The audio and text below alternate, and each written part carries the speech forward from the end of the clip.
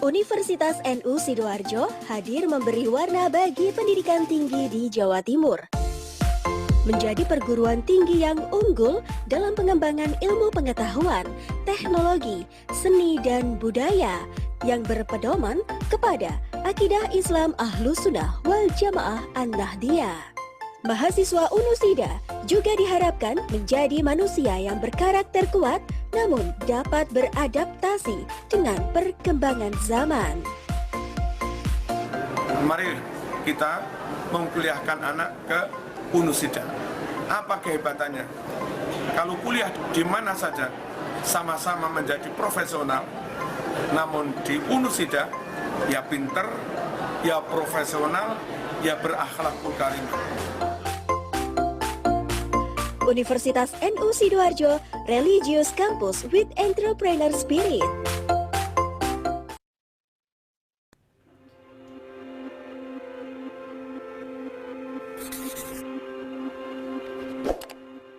Surat untuk mahasiswa baru. Teruntuk adik-adik mahasiswa baru angkatan 2020, angkatan yang berbeda, angkatan yang teristimewa. Memang tak mudah. Sebuah tantangan. Kalian menjadi maba pertama di era pandemi. Angkatan perdana yang akan mengarungi pengalaman menjadi mahasiswa di era baru serba tidak pasti ini sejak awal. Apa yang terpenting adalah kemampuan beradaptasi adik-adik. Apapun jurusan teman-teman, apapun bidang teman-teman, apapun mimpi teman-teman, rasanya akan mengalami perubahan dengan cepat, terpengaruh oleh progres teknologi ditambah tuntutan pandemi. Survival of the fittest, kata Charles Darwin. Fittest berarti mampu beradaptasi dengan lingkungan. Kunci survive itu bukan yang paling kuat atau yang paling cerdas, tapi yang paling adaptif. Menjadi mahasiswa adalah sebuah privilege, keistimewaan yang tak semua pemuda diberkahi kesempatan. Kalian adalah bagian dari 35% anak muda seusia kalian yang bisa merasakan bangku kuliah. Itu adalah peluang kenikmatan sekaligus tanggung jawab. Karena kalian adalah mahasiswa, maha dari siswa. Karena kalian anak-anak muda pilihan yang berkesempatan mereguk dalamnya sumur ilmu pengetahuan. Namun kuliah bukan hanya tentang nilai dan IPK belaka, tapi tentang orang-orang yang kalian temui, pengalaman yang kalian jalani, memori yang kalian buat, skill yang kalian latih, pemahaman yang kalian dapatkan. Kuliah itu seperti membeli situasi. Situasi yang mendorong kalian belajar, mendorong kalian berjejaring, mendorong kalian berdiskusi, mendorong kalian bergerak. Sia-sia bila situasi hanya menjadi dekorasi, bukan penunjang tradisi untuk mengisi dengan aksi.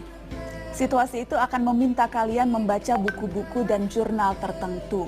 Itu kewajiban yang seharusnya tak menjadi beban. Justru jadikan sebagai desakan yang membangun rutinitas membaca. Cari bacaan sendiri sebanyak-banyaknya, novel, blog, newsletter, atau ikut acara-acara seminar dan forum yang bisa memperkaya wawasan. Tanpa membaca dan belajar, kita akan menjadi orang kelas teri, perundung dan pemaki, mudah diprovokasi tanpa keluasan hati dan imajinasi. Adik-adik belajar jangan disempitkan semata perkuliahan. Kenali sebaik-baiknya temanmu, hayatilah masyarakat di sekelilingmu agar kampus tak menjelma tembok yang memenjarakanmu. Cari kawan sebanyak-banyaknya. Jangan hanya bergaul dengan teman lama, semisal satu SMA atau satu asal. Justru di semester awal, masing-masing dari kalian sedang mencari teman. Mereka lebih membuka diri, saatnya berkenalan dan membangun kawanan. Adik-adik di tengah perjalanan nanti, mungkin kamu akan melakukan kebodohan. Kamu akan gelisah, menimbang ulang keputusan-keputusan yang sudah diambil. Perkawananmu, apa yang kamu pelajari selama kuliah, duniamu, masa depanmu. Percayalah, tidak apa-apa. Mempertanyakan semuanya adalah biasa. Apalagi untuk seorang maba yang pada esensinya adalah manusia yang bertanya-tanya. Ingat, 2030-2031, 10 tahun dari sekarang, tiap-tiap kalian akan menduduki posisi-posisi yang berkontribusi penting di negeri ini. Setiap angkatan baru menjanjikan bakal pemimpin baru. Tak perlu tergesa adik-adik. Lahaplah terhadap ilmu. Kami akan sabar untuk menunggu. Salam hangat dari Najwa.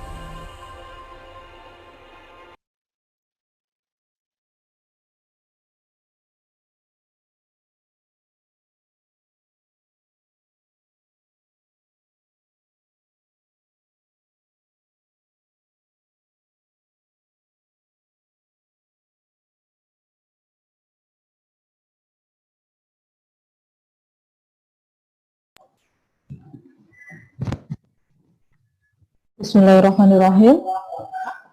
Assalamualaikum warahmatullahi wabarakatuh. Selamat datang di webinar pengelolaan karir mahasiswa. Pengelolaan karir mahasiswa ini adalah rangkaian dari pengenalan kehidupan kampus mahasiswa baru PKKMB yang dilaksanakan selama 1 minggu hingga hari Kamis kemarin. Seperti itu. Kemudian baik, kepada yang kami hormati Bapak Dr. Haji Fatkul Anam MSI, Bapak Rektor Unusida, kepada yang kami hormati Ibu Dr. Feni Eka Kartika Putri MPSI sebagai narasumber, yang kami hormati Bapak Hadi Ismanto SI MPD, Bapak Wakil Rektor 1 Unusida, juga yang kami banggakan teman-teman angkatan 2020 Universitas Nahdlatul Ulama Sidoarjo. Kita akan mengikuti rangkaian dari acara webinar ini yang dimulai dengan persiapan peserta, kemudian pembukaan, kemudian sambutan rektor. Setelah itu materi dari narasumber dan juga tanya jawab. Kemudian penutupan, seperti itu. Baik. Untuk acara yang pertama adalah sambutan rektor kepada Bapak Dr. Haji Fatkul Anam MSI, Bapak Rektor Unusida, kami persilakan.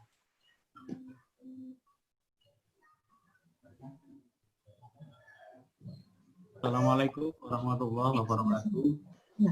Waalaikumsalam. Waalaikumsalam warahmatullahi wabarakatuh.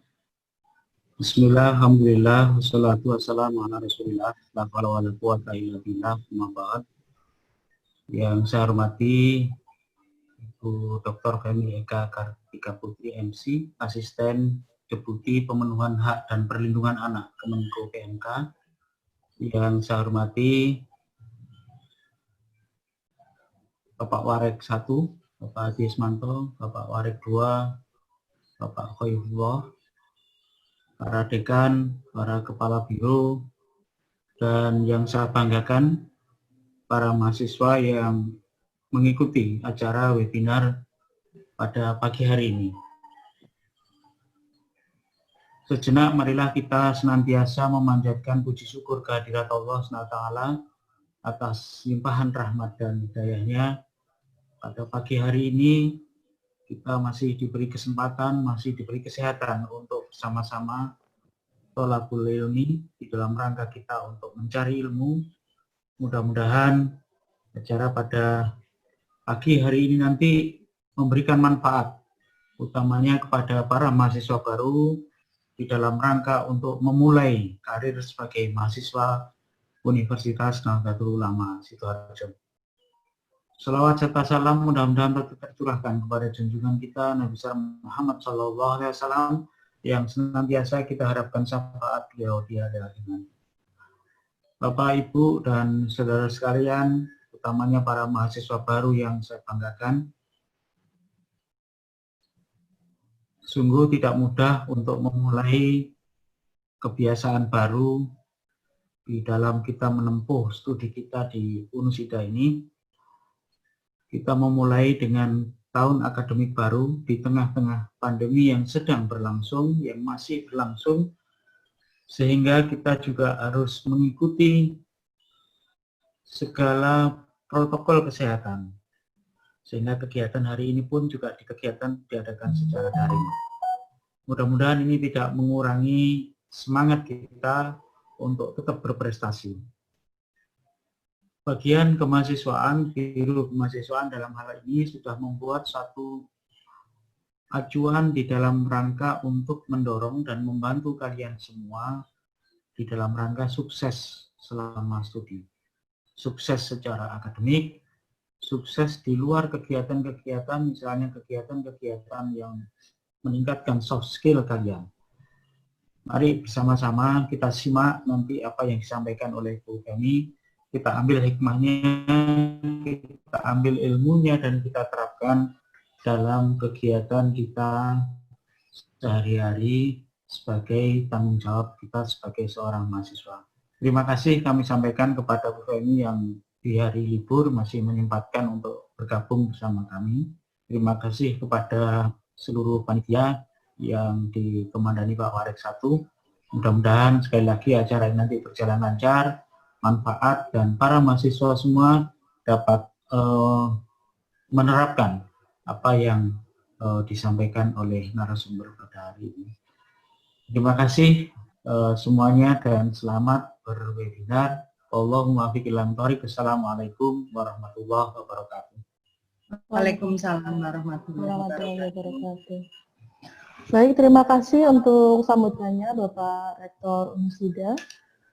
Selanjutnya kita langsung ke acara inti, yakni materi dari narasumber kita, Ibu Dr. Femi Eka Kartika Putri, MPSI. Kepada beliau kami persilakan. Sebelum saya memulai materi, ya Bu Elsa, Bu. sebelum saya memulai materi, perkenalan saya mengucapkan salam kepada Bapak Rektor dan kepada Bapak Wakil Rektor semuanya, serta kepada semua Sivitas Akademika Unusida, maaf. Ya. Unusida yang baru pertama kali ini juga kita ketemu. Salam kenal Pak Rektor. Assalamualaikum warahmatullahi wabarakatuh. Terima kasih saya sudah diundang untuk hadir pada acara yang sangat sangat mulia ini, karena kita berhadapan dengan anak-anak kita. Kemarin waktu saya mendapatkan informasi ada 400 anak-anak kita, mahasiswa baru yang mengikuti webinar ini. Sungguh merupakan suatu kehormatan dan kebahagiaan buat saya dapat hadir di tengah-tengah bapak-bapak, ibu-ibu, dan adik-adik semua di sini. Adik apa anak ya, karena mereka kan masih muda-muda ya. Saya ini, sedangkan anak saya sendiri saya sudah punya cucu, jadi saya anggap anak ya. Saya berada dengan anak-anak saya sendiri gitu kan. Saya teringat waktu akan memberikan wejangan kepada anak saya pada saat mereka waktu itu mau masuk kuliah dan sebagainya. Jadi saya merasa ini tidak asing buat saya karena saya berada di tengah-tengah anak-anak sendiri begitu. Jadi saya berharap mudah-mudahan apa yang saya sampaikan ini bermanfaat betul, karena saya juga akan menceritakan pengalaman saya juga, berkarir, tapi berkarir di PNS sih Pak Rektor. Kalau karir kan bisa di mana saja, tapi karir saya di PNS ini, sampai sejauh ini di PNS begitu. Nah nanti tentunya silaturahmi kita ini mudah-mudahan akan terus berlanjut Pak Rektor, supaya kita masing-masing yang bisa saling berbagi, kemudian berbagi ilmu, berbagi apapun lah gitu, supaya semuanya bermanfaat buat anak-anak kita. Demikian Pak Rektor, matur nuwun untuk kesempatannya yang diberikan kepada saya pada pagi hari ini. Wassalamualaikum warahmatullahi wabarakatuh. Waalaikumsalam warahmatullahi wabarakatuh. Baik. Sebentar ya. Ya, sebentar. Saya perkenalkan dulu JV Ibu, begitu J? Monggo, silakan. Sebelum kita ikuti materi dari Bu Femi, akan saya perkenalkan dulu. Ini kurikulum vitae narasumber. Nama lengkap Dr. Femi Eka Kartika Putri, MPSI. Beliau lahir di Magelang, tanggal 17 Juni 1963.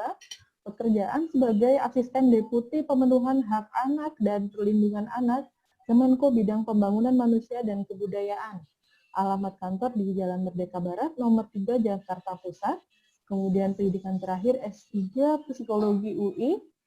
Pengalaman organisasi beliau anggota FKPPI sejak tahun 1987, pernah menjadi pengurus daerah 9 DKI Jaya, pengurus pusat FKPPI.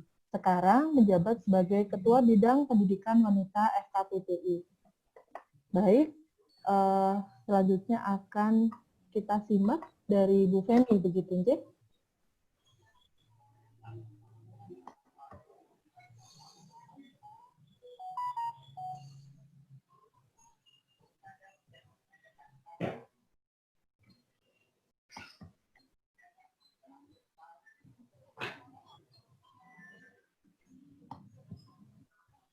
Monggo Ibu Feni untuk sebentar. materinya. Oke. Oke. Udah kelihatan, Bu? Sudah Ibu? Ya, Bu.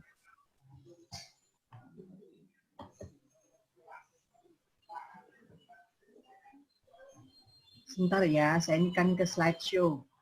Oke, baik. Oh ya, nanti teman-teman yang ingin bertanya, nanti raise hand ya. Raise hand, nanti akan pertanyaannya akan di akhir nanti ada tanya jawab. Nanti raise hand, kemudian kami unmute, kemudian teman-teman bisa mengutarakan pertanyaannya kepada Bu Feni, akan dijawab oleh beliau, seperti itu. Gitu ya. Bisa saya mulai, Bu? Bisa, monggo Ibu. Bismillahirrahmanirrahim. Saya mengirim salam kembali. Assalamualaikum warahmatullahi wabarakatuh. Selamat pagi dan salam sejahtera untuk kita semua. Anak-anakku, adik-adikku, para mahasiswa, perkenankanlah saya mengucapkan, mengaturkan kebahagiaan saya kepada kalian semua, karena kalian sekarang sudah masuk di satu perguruan tinggi yang insya Allah akan membuat kalian nanti masa depan kalian menjadi lebih baik. Mudah-mudahan insya Allah, amin. Nah, tadi oleh Ibu Moderator, Ibu Elsa Roshidah sudah disampaikan bahwa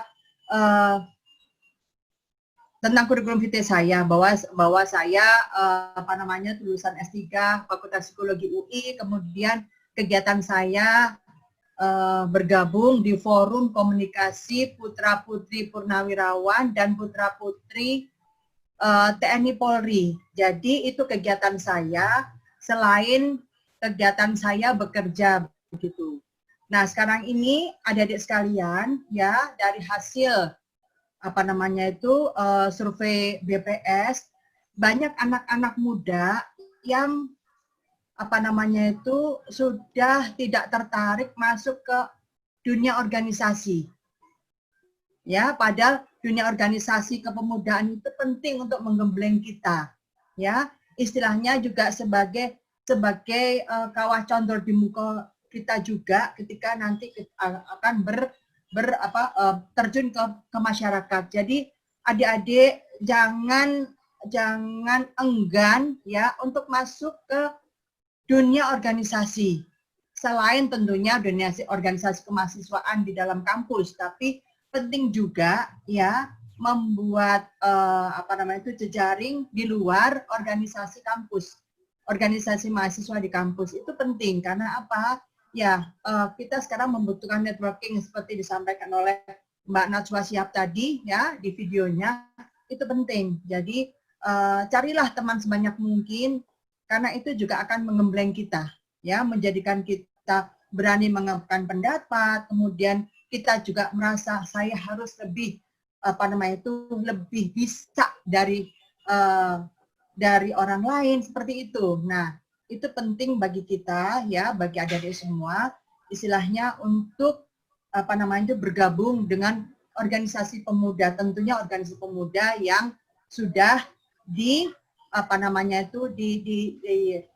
sudah terdaftar di Kementerian Hukum dan HAM. Kalau yang memang organisasi itu yang besar ya, tapi bisa juga organisasi yang lain yang penting tidak melanggar hukum begitu organisasinya. Nah, selanjutnya Ibu dan Bapak serta anak-anakku sekalian, adik-adik mahasiswa, kita sekarang menghadapi pandemi ini ya. Jadi ratusan negara ini terdampak pandemi Covid ya, sehingga pertumbuhan ekonomi ini melambat, produktivitasnya rendah ya. Kita sendiri dapat merasakan di sekeliling kita seperti apa ya. Nah, kemudian yang menjadi perhatian kita adalah angka pengangguran ini naik. Ya, ini disampaikan data-data ini dari BPS ya. Nah, oleh karena itu kita harus semangat ini. Nggak boleh putus asa pada masa pandemi Covid ini. Supaya apa? Yaitu tadi kita tidak menjadi istilahnya menjadi murung, kemudian menjadi tidak bersemangat ya.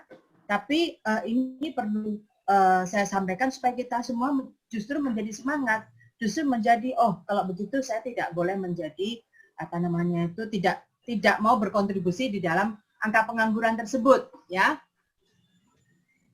Nah, kemudian Ibu dan Bapak sekalian, dengan pandemi COVID ini, ya tentu perubahan ini berlalu sangat cepat, ya. Baik di sektor pendidikan yang tentunya nanti akan berpengaruh di dunia kerja, ya. Sekarang semua kita ini melaksanakan pembelajaran jarak jauh. Kita sudah punya SKB 4 Menteri, ya, yang menjadi pedoman, yaitu Menteri Pendidikan dan Kebudayaan, Menteri Kesehatan, Menteri Agama, dan juga Menteri Dalam Negeri yang menjadi acuan kita dalam melaksanakan pembelajaran di tahun ajaran 2020-2021 pada masa pandemi COVID ini. Ya, jadi semua satuan pendidikan di seluruh dunia harus cepat beradaptasi dengan sistem digital untuk memfasilitasi pembelajaran jarak jauh. Walaupun kita paham, ya kita memaklumi, banyak betul saudara-saudara kita yang masih belum memiliki mengakses daring ya dari satuan pendidikannya, sehingga kadang-kadang membuat mereka merasa patah semangat, membuat mereka tidak mau belajar dan sebagainya. Ini jangan sampai terjadi ya. Kemudian juga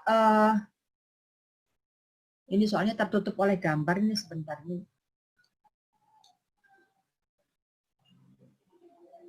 Sebentar.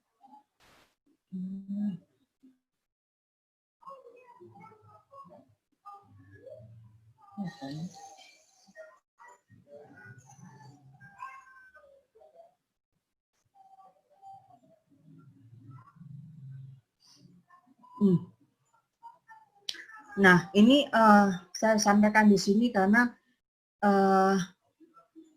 apa yang terjadi di dunia semenjak pandemi COVID ini sangat berpengaruh dalam kehidupan kita, ya.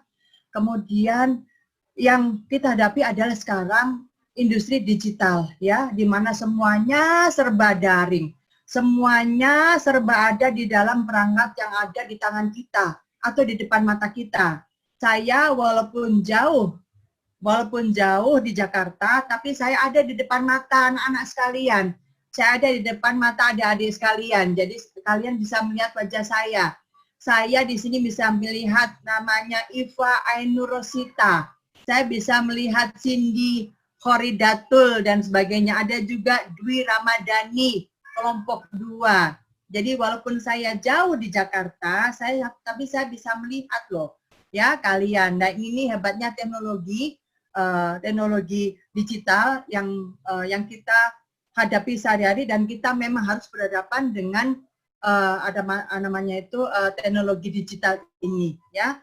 Dan memang kita harus menciptakan cara-cara inovatif untuk memenuhi kebutuhan kita sendiri, ya, dalam hal kegiatan belajar mengajar, kegiatan perkuliahan, ya.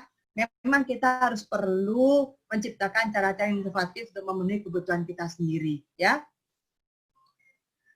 Nah, sekarang kita akan bergerak ke masa depan. Jadi kita semua ini ya merupakan modal manusia, ya.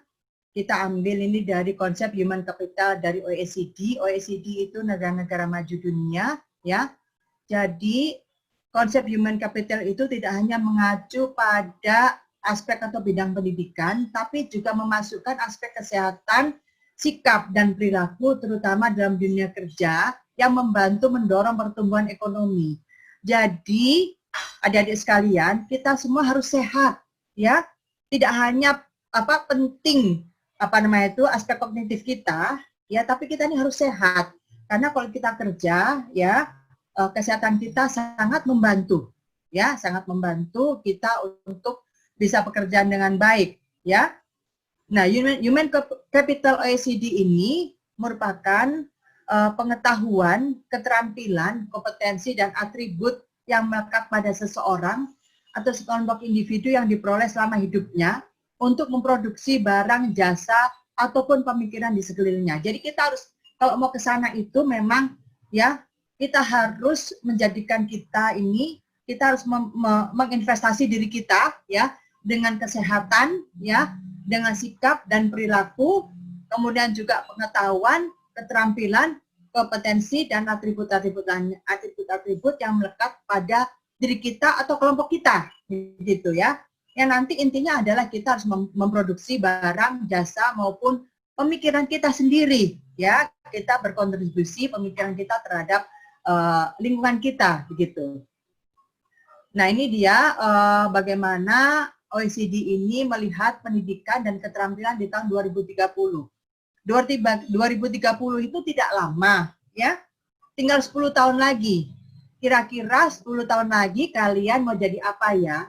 Kalian ada di mana ya? Jadi mulai saat ini kalian harus menanamkan di dalam diri kalian 10 tahun lagi ini mau jadi apa nih? Ya. Apakah menjadi bonus demografi atau jangan sampai menjadi beban demografi. Ini yang penting. Jadi kita ini jangan sampai menjadi beban demografi. Harus menjadi bonus demografi, ya.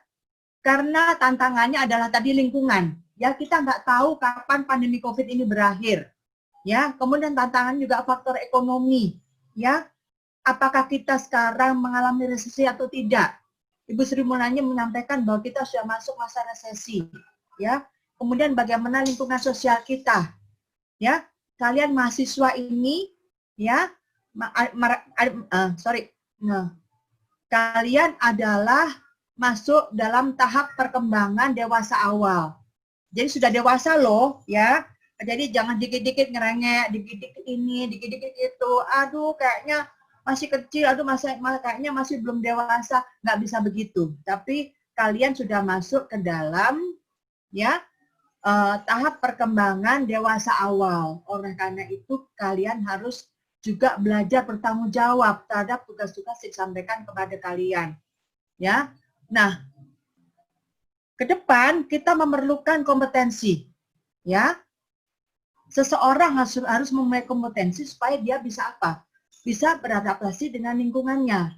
Ya, kompetensi itu apa? Antara lain dari knowledge-nya, dari skill-nya, juga dari attitude dan value yang dimiliki oleh seseorang tersebut. Ya. Nah, kemudian kompetensi ini dari mana asalnya? Ya.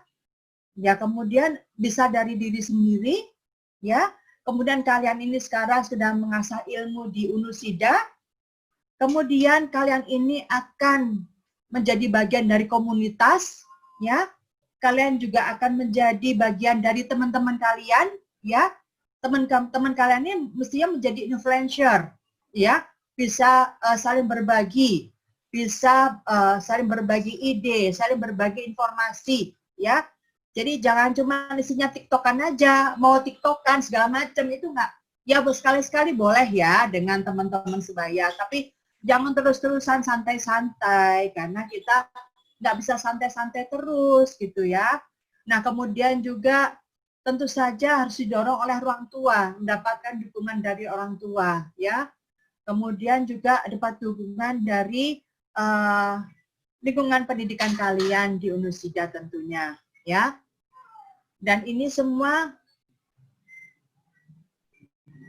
saya harapkan dapat menjadi masukan betul oleh kalian semua supaya ini nanti kalian menjadi bonus demografi dan bukan beban demografi. Ya, nah ini tadi saya sampaikan apa sih knowledge itu ya, knowledge itu dari disiplin ilmunya, kemudian interdisiplin gitu ya, kemudian dari ilmu-ilmu yang lain, filsafat dan sebagainya, kemudian bagaimana skillnya tentunya dari aspek kognitif, sosial emosional, fisik dan praktikal ya, kemudian sikap dan nilainya itu yang kalian miliki dari personal, dari diri pribadi ya, kemudian dari lingkungan ya, lingkungan terdekat, apa nilai-nilai yang dianut oleh keluarga ya, kemudian dari lingkungan sosial apa nilai yang dianut oleh lingkungan, dan juga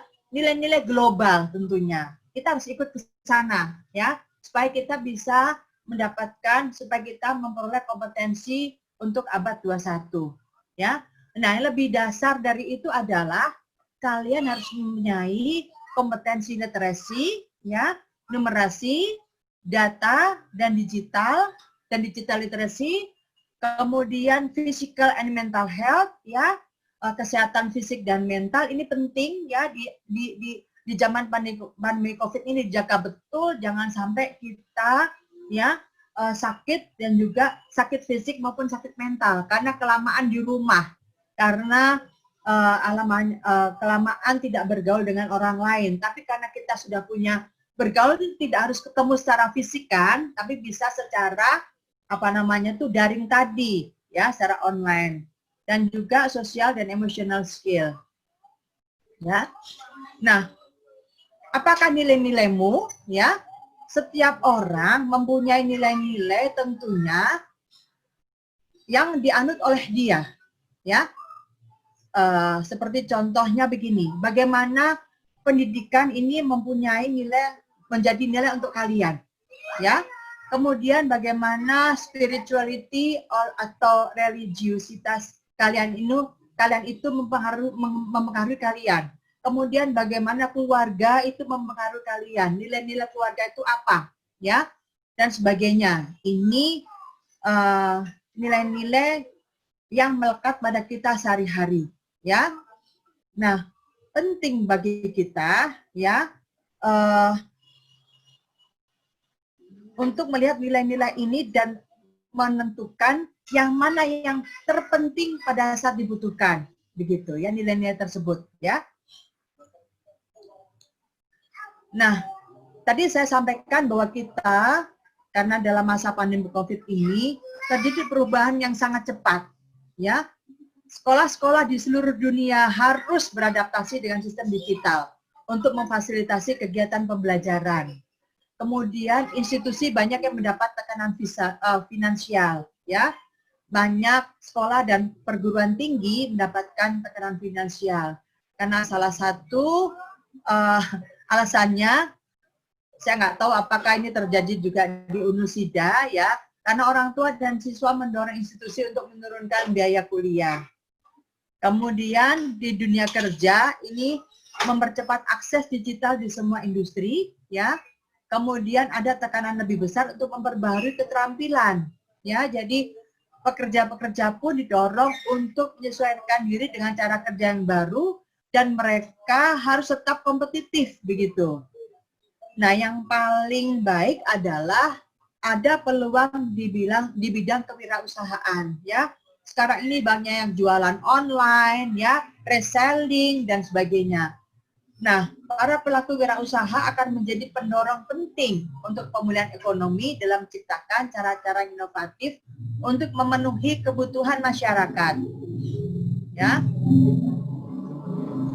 Nah, perubahan di dalam dunia pendidikan ya, yang di sini saya sampaikan adalah adanya blended learning ya. Jadi revolusi industri ini lebih cepat datangnya dari yang kita bayangkan ya, karena teknologi digital ini semakin semakin hadir di hadapan kita ya, semakin sering hadir di depan kita ya. Kemudian peserta didik menjadi semakin dinamis seiring dengan kecakapan penggunaan tadi teknologi digital dan mampu mengakses ilmu pengetahuan dari berbagai sumber.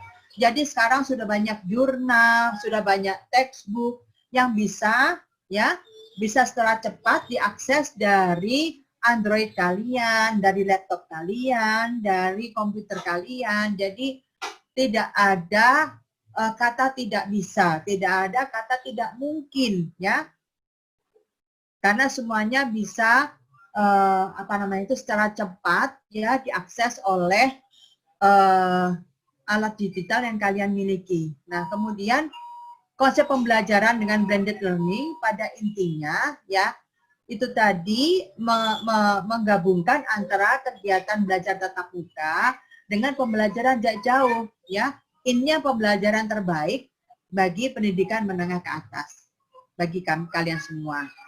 Nah, kemudian sistem pembelajaran bersifat student center ya, karena mau nggak mau kalian ini kelihatan oleh para dosen satu persatu ya di ruang di layar laptop ini, di layar komputer ya, maupun di layar HP atau Android ya.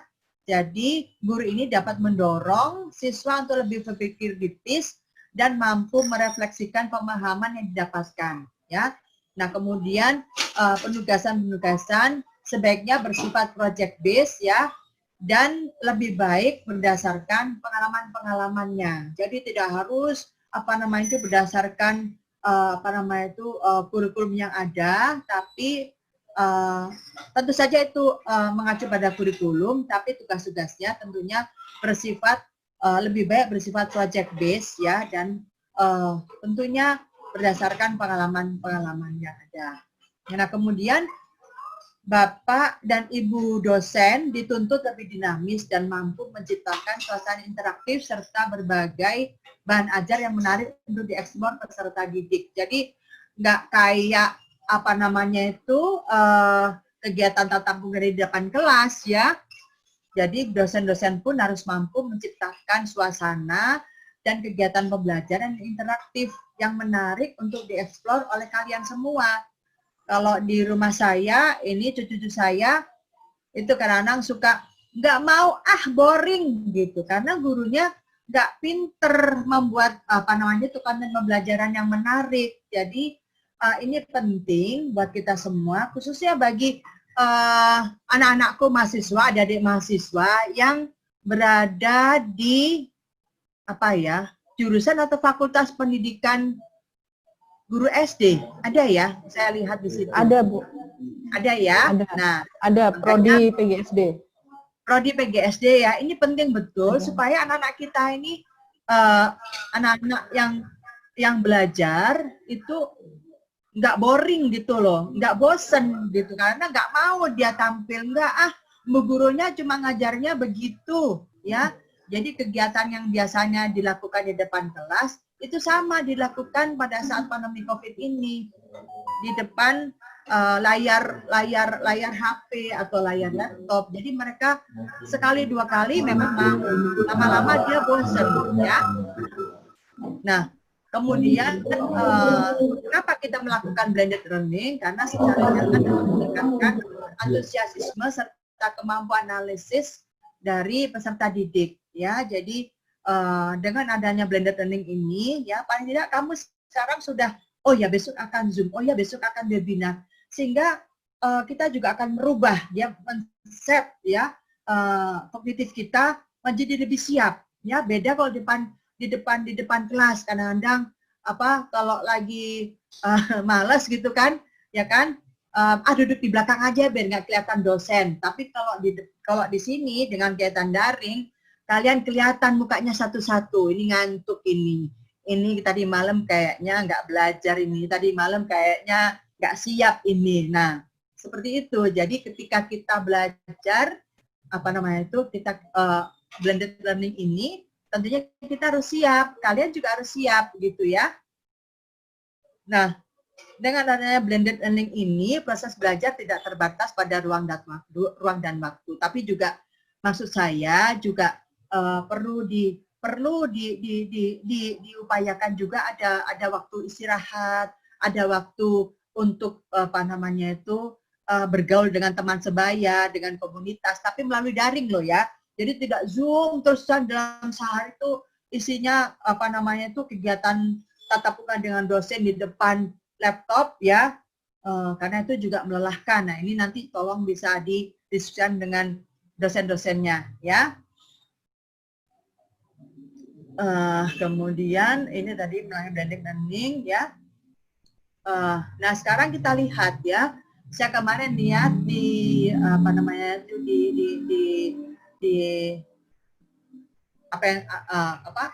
jurusan-jurusan dari Unusida. Di sini saya melihat ada banyak sekali ternyata ya, dan ini jurusan-jurusan yang menantang, jurusan-jurusan yang baik ya. Ada fakultas ekonomi, ada teknik kimia, ada teknik lingkungan, teknik industri, teknik informatika, sistem informatika, manajemen, akuntansi, PGSD, pendidikan bahasa Inggris, dan desain komunikasi visual. Jadi ini jurusan tidak akan pernah lekang oleh waktu ya, dan dunia terus-menerus membutuhkan kalian dari jurusan-jurusan ini. Makanya kalian ini harus bisa memanfaatkan waktu kalian ya, dan kemudian mendalami betul, menguasai betul apa yang diajarkan oleh dosen, apa yang disampaikan oleh dosen.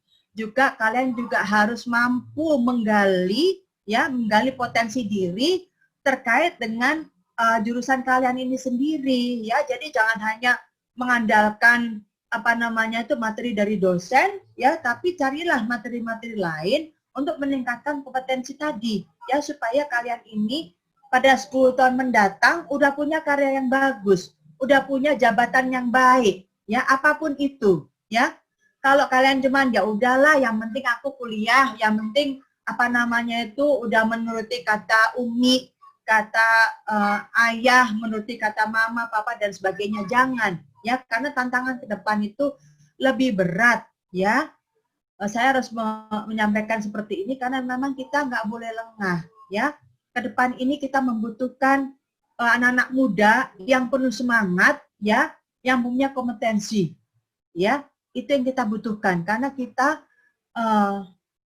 harus istilahnya bersaing dengan negara-negara yang maju, dengan negara-negara di dalam OECD sendiri, ya. Jadi kita mulai menanamkan diri kita bahwa saya harus menjadi orang yang bisa berperan nantinya di tahun 2030, ya, mendapatkan pekerjaan. Intinya apa? Intinya untuk kesejahteraan kalian sendiri. Kalau kalian nggak dapat pekerjaan, ya kalian nggak akan sejahtera. Kecuali kalian bisa menciptakan peluang untuk diri sendiri menjadi wirausahawan, wirausahawati. Itu juga butuh keterampilan dan butuh pengetahuan yang besar, ya, untuk menjadi seorang wirausahawan atau wirausahawati, ya. Nah, ke depan ini kita betul-betul, ya, sekali lagi saya menyampaikan ini karena memang tantangan kita ini berat, anak-anak muda ini, ya. Perguruan tinggi juga harus membangun mutu lulusan, ya, yang berdaya saing, kemudian yang bisa istilahnya itu berperan di dalam, paling tidak di lingkungannya, ya, di lingkungan yang kecil, lingkungan yang besar, sampai lingkungan yang tingkat nasional, ya. Jadi kita sendiri pun harus bisa merespon dinamika perubahan masa depan, ya, mulai bikin ancang-ancang, dan kemudian kita harus mempunyai kemampuan adaptasi khususnya teknologi informasi dan komunikasi, ya. Jadi kita jangan hanya HP itu jangan dibuat untuk istilahnya WA-WA-an, kemudian Instagram-Instagraman gitu, ya. Walaupun banyak juga informasi di situ, tapi kalian harus bisa menyeleksi mana yang baik untuk kalian. Yang tidak baik buang, ya. Gosip-gosip, hoax dan sebagainya nggak penting buat kita, ya. Tapi gunakanlah itu untuk menimba ilmu. Menimba ilmu itu nggak usah yang heboh-heboh, ya, tapi bagaimana pengalaman seseorang menjadi sukses, bagaimana seseorang itu bisa menjadi atau bisa memperoleh penghasilan yang baik, gitu, ya. Ada juga loh sekarang banyak anak muda udah punya penghasilan. Nah, itu bagaimana? Itu bisa kalian akses informasinya dari alat-alat yang kalian miliki, dari gadget, dari Android dan sebagainya, ya. Kemudian juga perguruan tinggi juga mesti memiliki kolaborasi dan sinergi dengan berbagai lembaga, misalnya dengan dunia usaha dan industri, dengan pemerintah daerah dan sebagainya, ya. Dan juga perguruan tinggi ini harus bisa berbagi sumber daya, bisa sharing dengan tentunya dengan lingkungan terdekat, ya. Dan juga tentunya perguruan tinggi harus melihat pasar yang ada di lapangan, ya, pelanggan yang ada di lapangan. Dan yang paling penting di sini adalah penguatan pendidikan karakter, karena merupakan bagian integral dan strategi pengembangan mutu lulusan dalam rangka menumbuhkan karakter moral, ya. ketakwaan, kejujuran, cinta tanah air, beretika, tanggung jawab, dan karakter kinerja. Ini yang penting ya. Bisa kerja keras, kreatif, disiplin, tangguh, tuntas, dan berprestasi. Ya, jadi saya mengharapkan kalian ini bersemangat betul ya, bersemangat walaupun situasinya seperti ini. Ayo ya, jangan sampai terlena, jangan males-malesan ya. Kasihan juga orang tua kalian yang sudah menginvestasikan biaya untuk pendidikan kalian loh, gitu ya. Nah, saya juga berkarir ini mulai dari saya S1 ya. Saya S1 masuk Kementerian Pendidikan dan Kebudayaan, kemudian ketika ada kesempatan untuk melanjutkan S2, saya dengan sangat antusias melanjutkan ke S2 ya. Dan kemudian ketika ada peluang mendapatkan beasiswa untuk melanjutkan ke S3, saya juga langsung semangat. Saya harus saya harus bisa masuk ke program doktor ya. Itu artinya apa? Ya, itu memang untuk meningkatkan karier kita. Karier itu ya bidang pekerjaan yang akan kita jalani ya selama hidup kita. Nah, apakah kita mau dengan satu karier ini ya? Contohnya saya, karena saya di pegawai negeri tentunya saya tidak bisa pindah kemana-mana. Karier saya karier sebagai PNS gitu ya.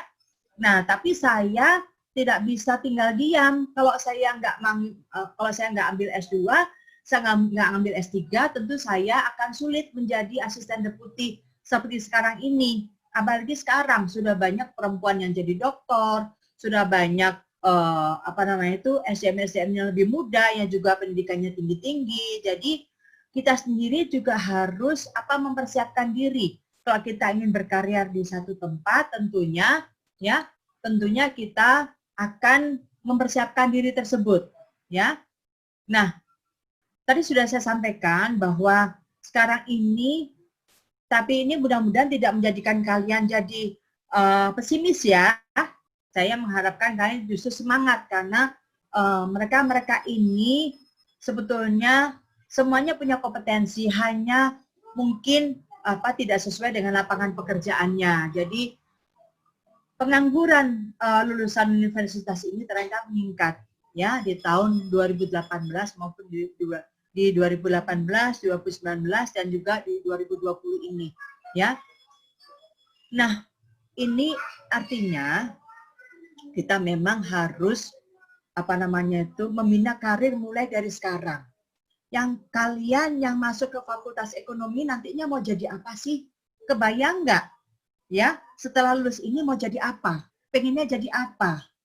Kemudian carilah informasi, ya.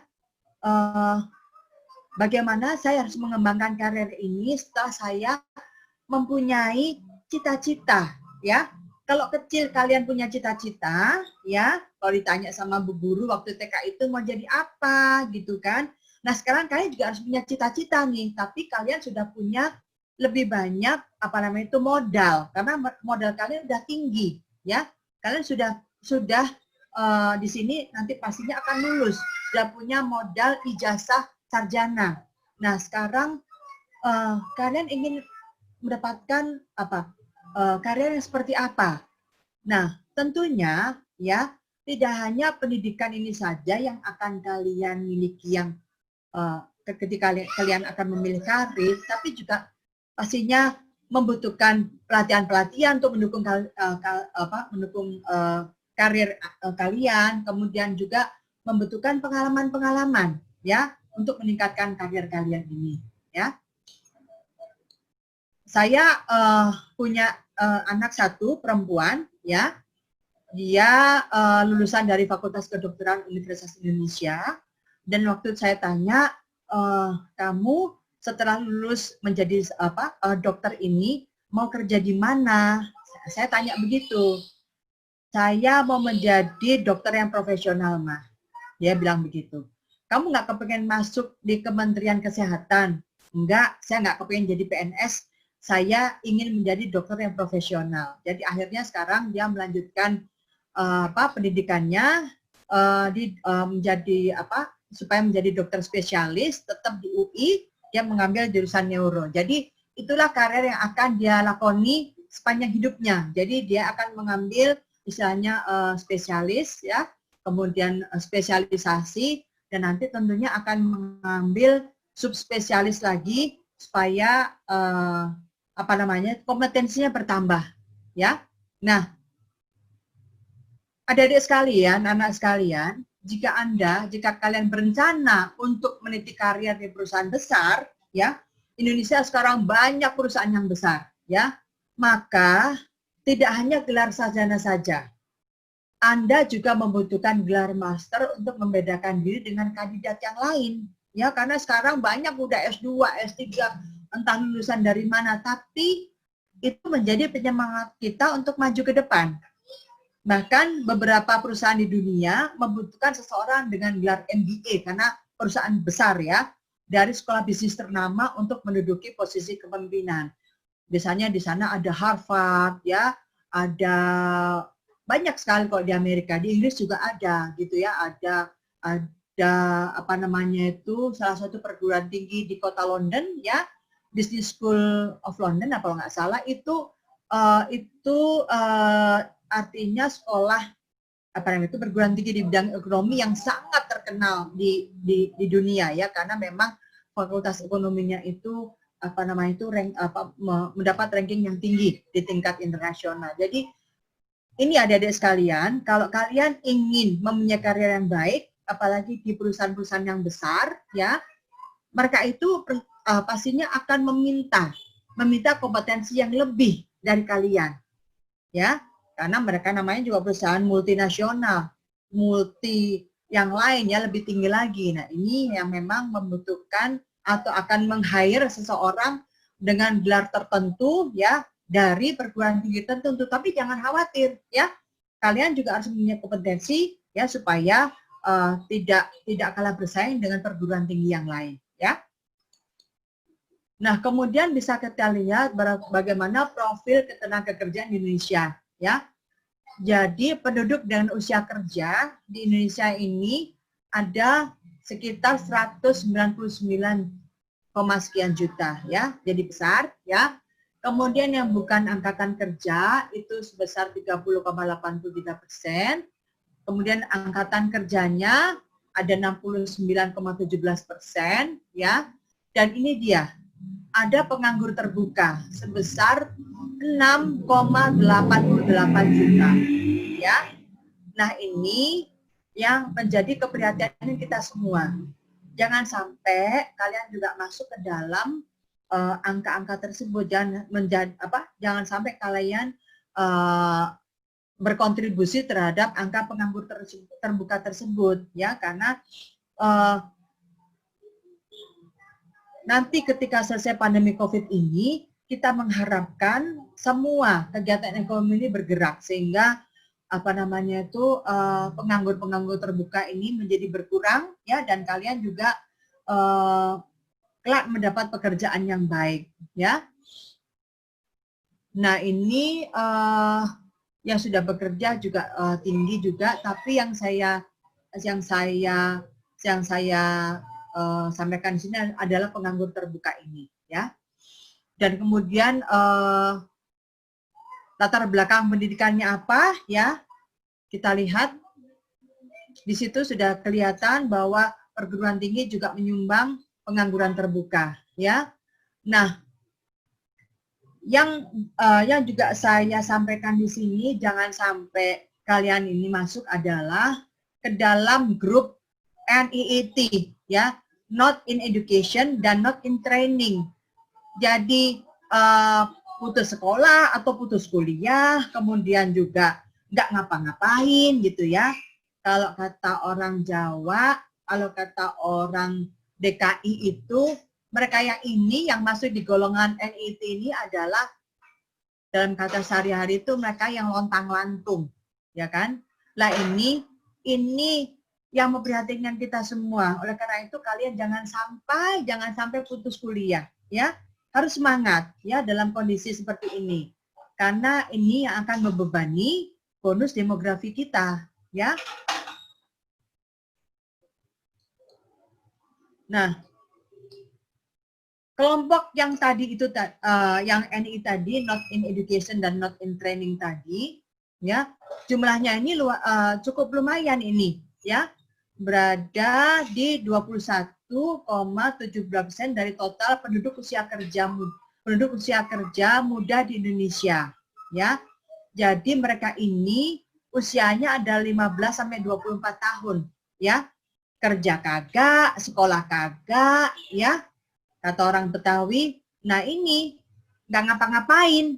Nah, kalau mereka yang seperti ini gampang dihasut, ya, untuk melakukan kegiatan yang bersifat negatif. Makanya hati-hati betul, ya. Jangan sampai, ya,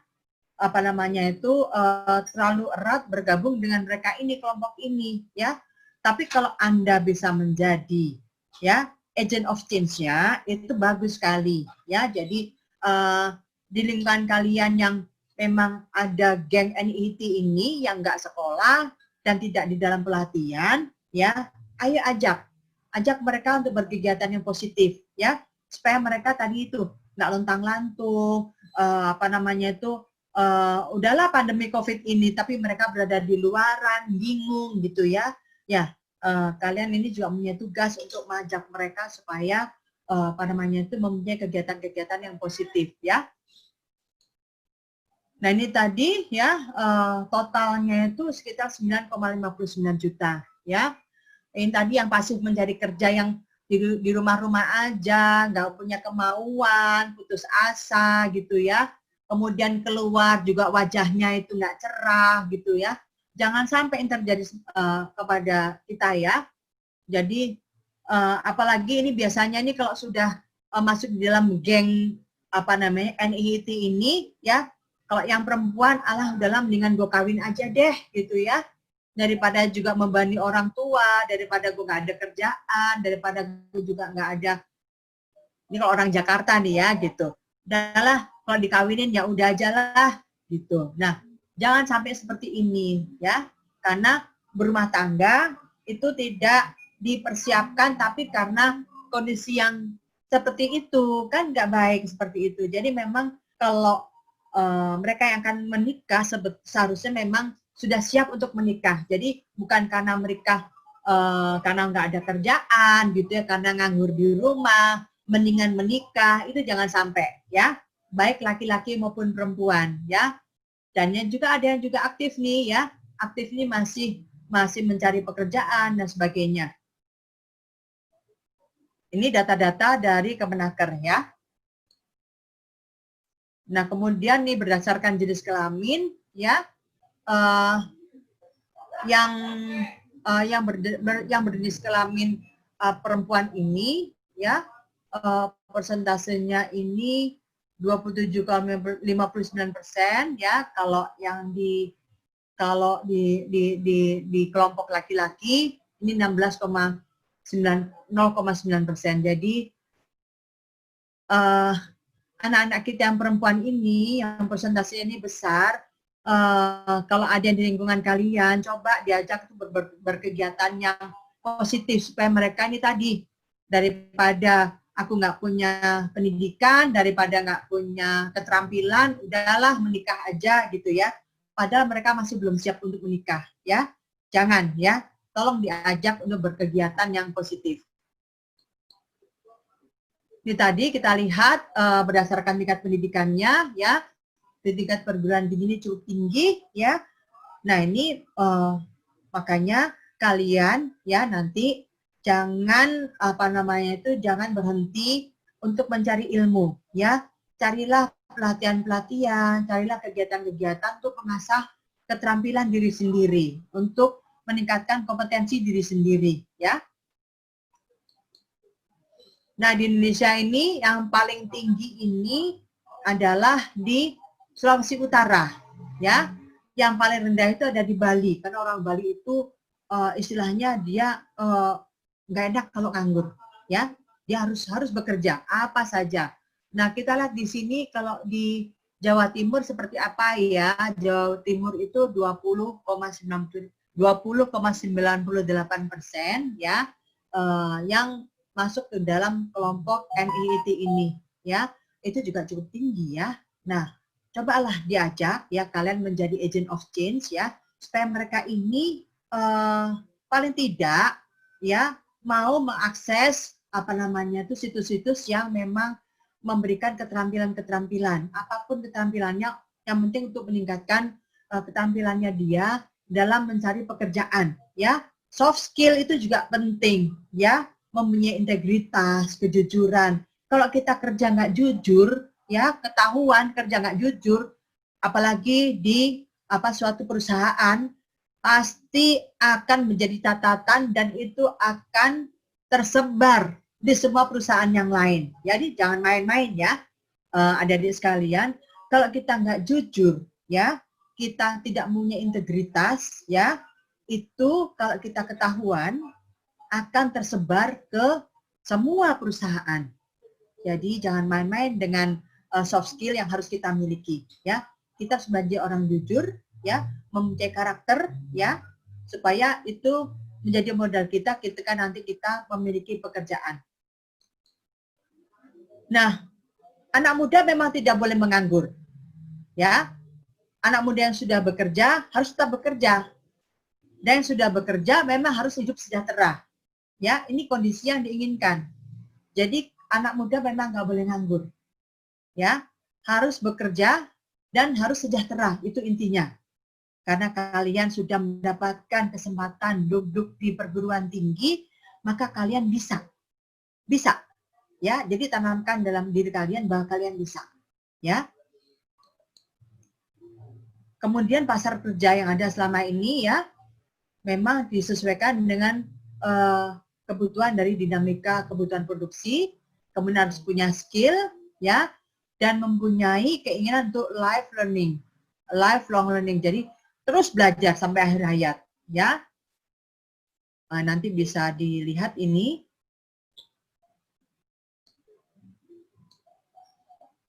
Nah, kita lihat juga ada beberapa pekerjaan yang menginginkan keterampilan yang tinggi ya. Ada juga pekerjaan yang bisa diperoleh dengan keterampilan yang rendah, umum saja ya. Tapi jangan sampai kalian ini ya hanya mempunyai keterampilan umum ya, tapi harus memiliki keterampilan yang tinggi juga ya. Karena ini yang akan menjadi Anda modal kalian untuk memiliki karir yang baik, karir yang tinggi ya.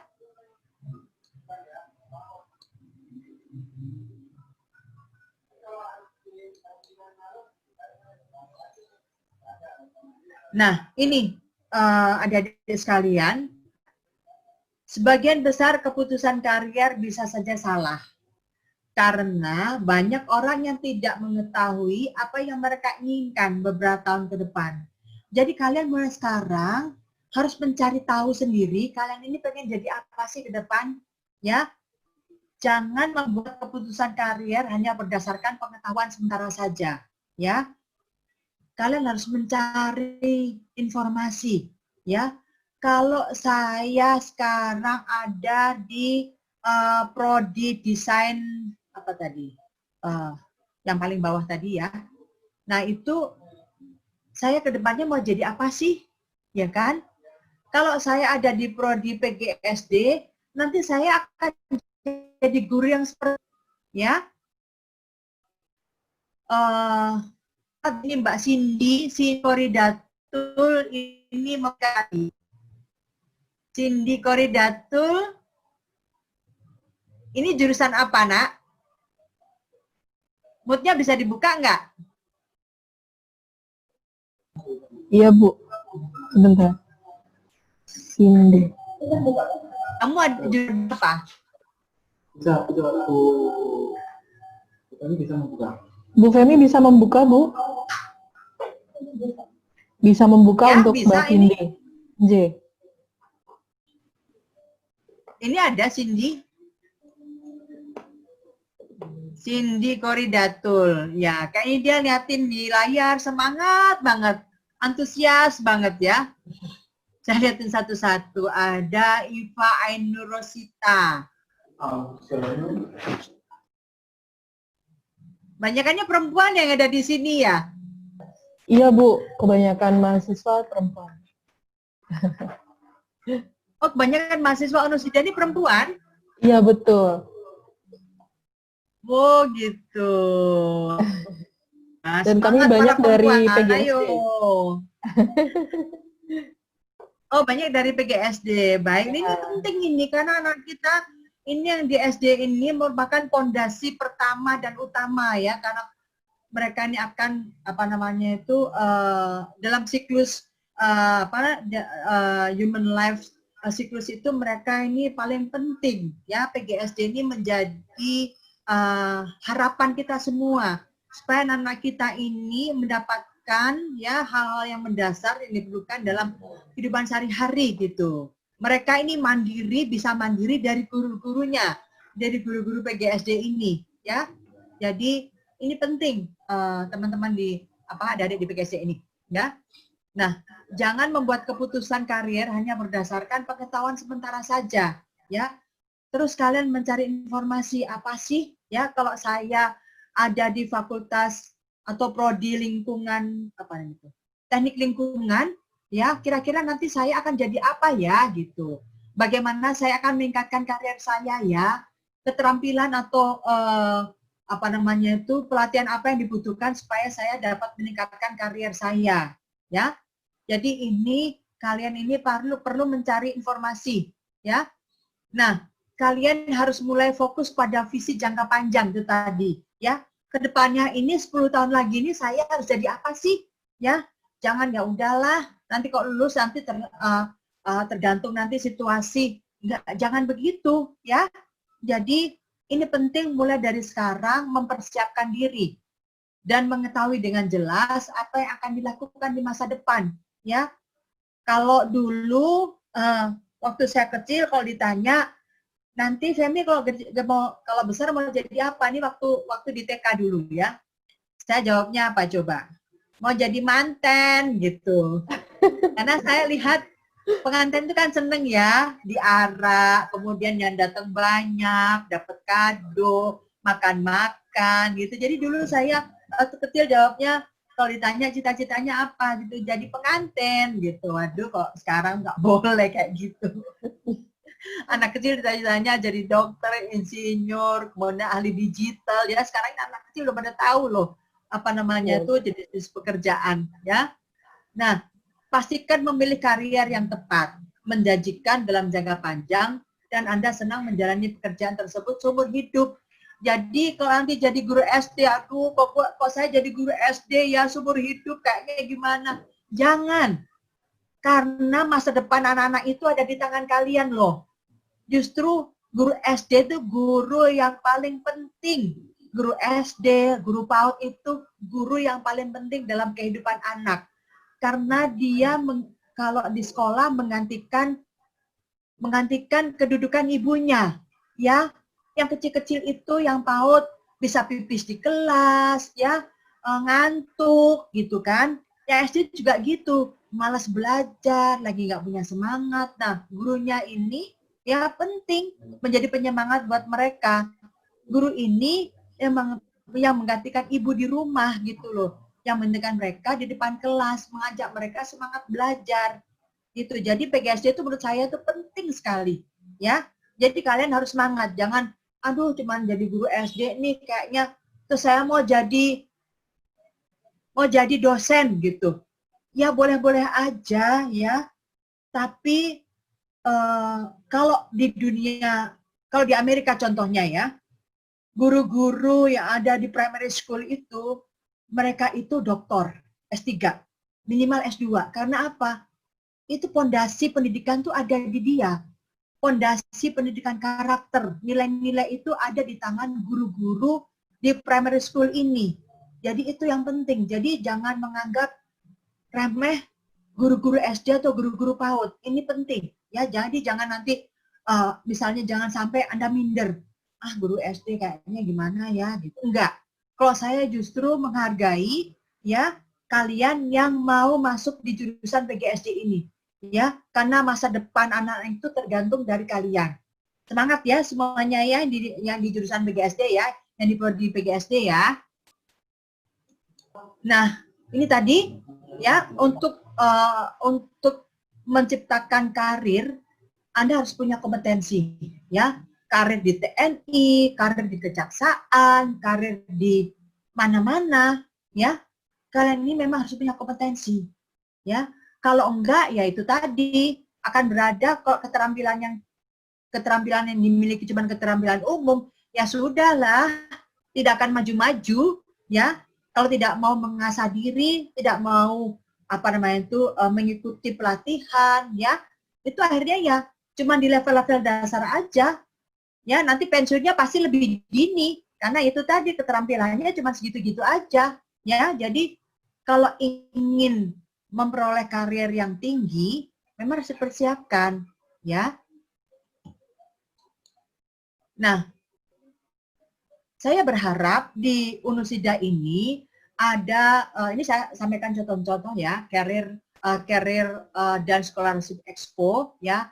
Contohnya ada di UI, juga ada di mana ini, di IPB, ada di UGM, ada di UNER, ada juga di Unsiah ya, yang membuat career entrepreneurship dan scholarship, membuat expo seperti ini ya. Jadi ini juga akan membantu mahasiswa ya. Di sana ada Pak Rektor, ada Wakil Rektor. Mudah-mudahan ini sudah ada. Kalau belum ada ini bisa direncanakan membentuk expo ini supaya mahasiswa juga tahu nanti mereka akan bekerja di mana gitu, dan tentunya bisa bekerja sama dengan siapa saja, dengan Pemda, dengan perbankan, dengan TV, apalagi di sana ada jurusan audiovisual ya, dengan TV dan segala macam. Nah ini mudah-mudahan Unusida ini bisa membuat expo seperti ini ya, yang akan membuka cakrawala mahasiswa ya, kemana nanti saya akan berkarir gitu ya. Dan kesempatan seperti ini terus kemudian jangan dilewatkan begitu saja ya, expo seperti ini. Kalau perlu juga kalau ada expo di perguruan tinggi lain, datanglah supaya kalian bisa tahu apa yang terjadi ya di dunia luar ya, pekerjaan-pekerjaan apa gitu kan yang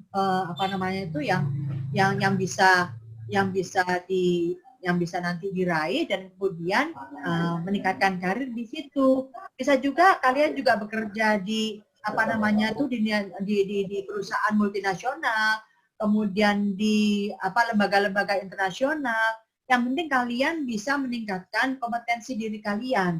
Harus bisa bahasa ya, bahasa selain bahasa Indonesia, bahasa Jawa, bahasa Surabayaan gitu, tapi bahasa dari bahasa bangsa-bangsa lain ya, bisa bahasa Tionghoa, bahasa Mandarin, bahasa Korea, bahasa Jepang dan sebagainya, silahkan saja ya. Jadi walaupun ya Anda sudah mengantongi gelar ijazah kesarjanaan nanti ya, tapi juga kalian harus bisa memiliki keterampilan bahasa yang lain ya, bukan bahasa Jawa, bukan bahasa Batak, bukan, tapi bahasa bangsa-bangsa lain di dunia ini. Semakin jarang orang yang tertarik pada bahasa tersebut, maka nilainya semakin tinggi ya. Misalnya sekarang ini kan jarang loh orang yang belajar bahasa Rusia, kemudian bahasa Korea udah banyak ya, bahasa Mandarin juga sekarang udah mulai banyak ya. Ya penting bahasa Inggris sebagai bahasa pergaulan dunia, tapi kalau bisa dengan bahasa-bahasa yang lain. Karena banyak kesempatan loh untuk mendapatkan training di luar negeri ya, mendapatkan job di luar negeri. Dengan adanya globalisasi, maka pekerjaan itu juga banyak loh tawaran dari luar negeri ya. Hanya kita memang harus tahu ya pasar-pasar tenaga kerja seperti itu ya. Jadi mulai sekarang coba dilihat ya, banyak juga yang menjadi tenaga ahli perusahaan ya, perusahaan-perusahaan apa namanya itu yang besar di luar negeri sana yang berasal dari Indonesia. Jadi jangan kita merasa karirnya harus di dalam negeri, enggak, tapi kita bisa memperoleh karir kita dengan bekerja di luar negeri, ya, karena keterampilan kita, ya, karena kompetensi kita, ya, dan kita sekarang juga mempunyai istilahnya KKN ini kualifikasi kerja nasional Indonesia. Jadi itu yang disamakan dengan kualifikasi kerja dari negara-negara lain, ya. Jadi silahkan Anda yang akan nanti menimba ilmu di sini, semangat, ya. Kalau di jurusan teknik, ambillah sertifikat kompetensi, ya. Terserah dengan minat Anda. Ambillah sertifikat kompetensi supaya Anda bisa mendapatkan pekerjaan. Sekarang tuh yang penting sertifikat kompetensi, ya. Sarjana kedokteran kalau nggak punya sertifikat kompetensi sebagai dokter, nggak bisa praktek dia, ya kan? Kemudian juga banyak perusahaan-perusahaan yang multinasional, perusahaan-perusahaan yang tingkat internasional juga akan menerima pekerja yang mereka sudah mempunyai sertifikat kompetensi. Kalau nggak punya sertifikat kompetensi, akan jadi tenaga administrasi aja, ya, walaupun sarjana, tapi nanti jadi tukang fotokopi, ya kan? Kalian pasti nanti akan, aduh kok saya sarjana, saya insinyur, saya sarjana ekonomi, tapi kok saya cuma jadi tukang fotokopi aja nih.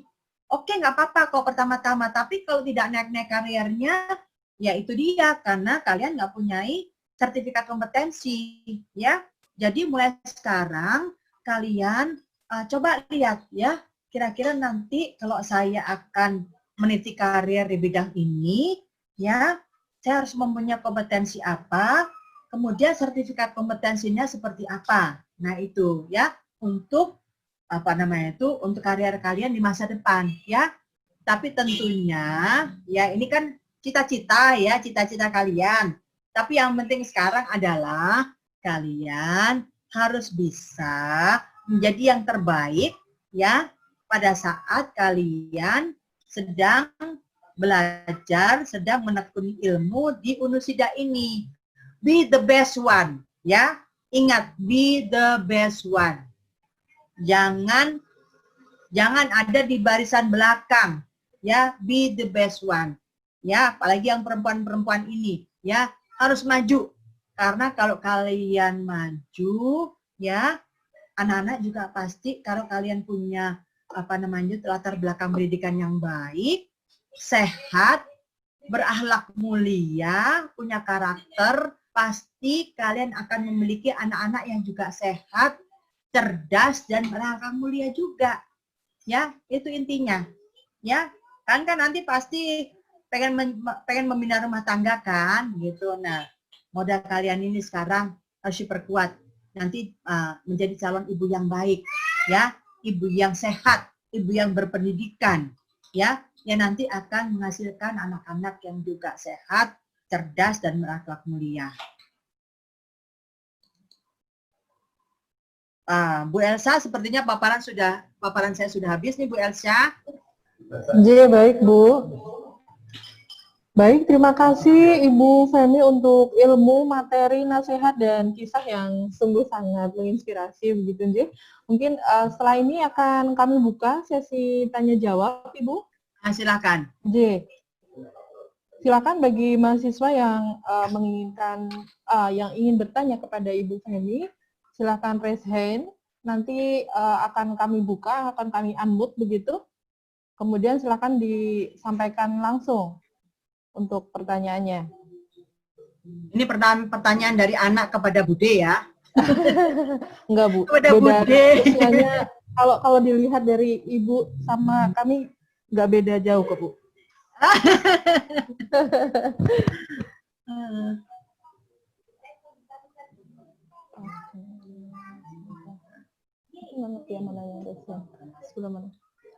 Silakan, siapa ini?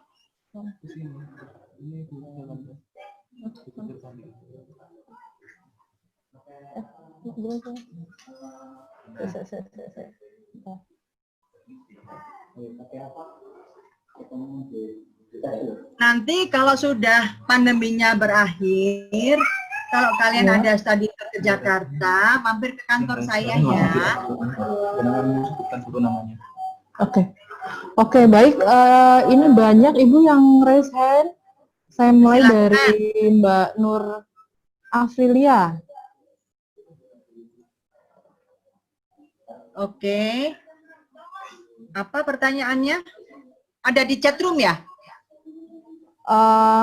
Langsung bertanya Ibu. Langsung bicara aja, baik. Silakan. Iya. Silakan. Silakan Mbak Nur Afrilia. Mana ya anakku Nur Afilia ini? Assalamualaikum warahmatullahi wabarakatuh. Waalaikumsalam warahmatullahi wabarakatuh. Hai, apa kabar? Alhamdulillah. Gimana? Gimana kabarnya, Bu? Alhamdulillah sehat. Saya mau menanyakan Disebutkan jasa prodinya dulu, Mbak. Oh iya. Saya Nurlia Anggeni dari kelompok 8 YID Bisri Syamsul. Prodi apa? Dari Fakultas PGSD. Oh, PGSD. Masa pandemi ini harus pemerintah mendahulukan sektor pendapatan negara, sedang pada sektor kesehatan berada pada masa kritis karena adanya COVID-19 ini. Bagaimana pendapat Anda tentang kebijakan perintah ini? Aduh, kok nggak jelas ya? Sebentar. Bisa diulang nggak? Bisa diulang nggak, sayangku? Ya, di masa pandemi ini, jika pemerintah mendahulukan sektor pendapatan negara, sedangkan pada sektor kesehatan diri berada pada masa kritis karena COVID-19. Terus, bagaimana pendapat Anda tentang kebijakan pemerintah saat ini terhadap sebidang? Bu Elsa, saya kok nggak jelas ya, Bu Elsa, bisa diulang nggak ya? Lewat chat aja mungkin ya, Bu? Oke, silakan. Sebentar saya cek ya. Mbak Nur Afrilia lewat chat ya. Ya, Juga ke yang saya lain, ya, ke silakan. saya ya. Ya, Oke.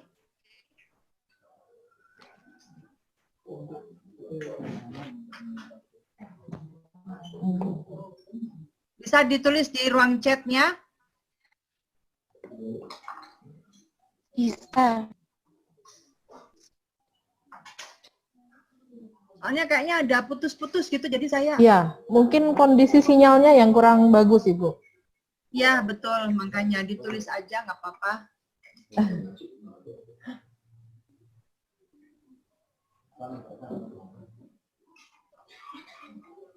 Sudah ditulis, Mbak Nur Afrilia? Kok belum muncul ya? Ini ditulis.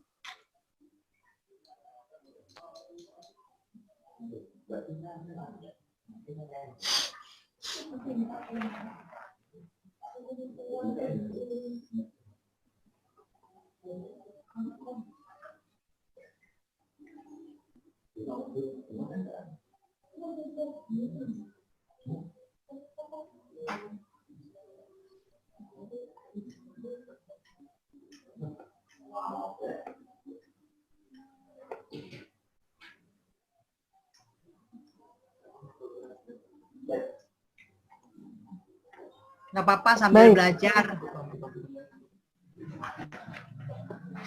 Sambil menunggu Mbak Nur Afrilia, mungkin ke penanya selanjutnya mungkin, Bu ya? Ya, silakan, Bu. Baik, saya ke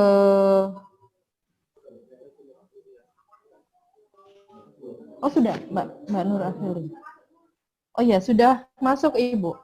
Pada masa pandemi ini harusnya pemerintah mendahulukan sektor pendapatan negara, sedangkan pada sektor kesehatan sendiri berada dalam masa kritis karena COVID-19. Bagaimana pendapat Ibu tentang kebijakan pemerintah saat ini? Oh, gitu. Pendapat pribadi aja. Iya, jadi begini, pemerintah tidak mengutamakan sektor pendapatan negara loh, ya. Pemerintah justru sekarang ini mengalokasikan anggaran yang besar kepada bidang kesehatan, ya. Mengalokasikan anggaran yang besar untuk apa namanya itu memfasilitasi rumah sakit ya yang memang dipergunakan untuk penanganan COVID, ya. Kemudian juga memberikan anggaran yang besar bagi para dokter dan bagi para residen supaya mereka itu tetap sehat, ya, dan dan memberikan anggaran besar juga untuk istilahnya bantuan sosial, ya, supaya mereka ini nggak pada keluar rumah tapi di rumah, ya. Dengan berbagai bantuan sosial tersebut tentunya apa yang diinginkan oleh pimpinan kita Pak Presiden Jokowi ini, ya, kesehatan ini betul-betul bisa terjaga.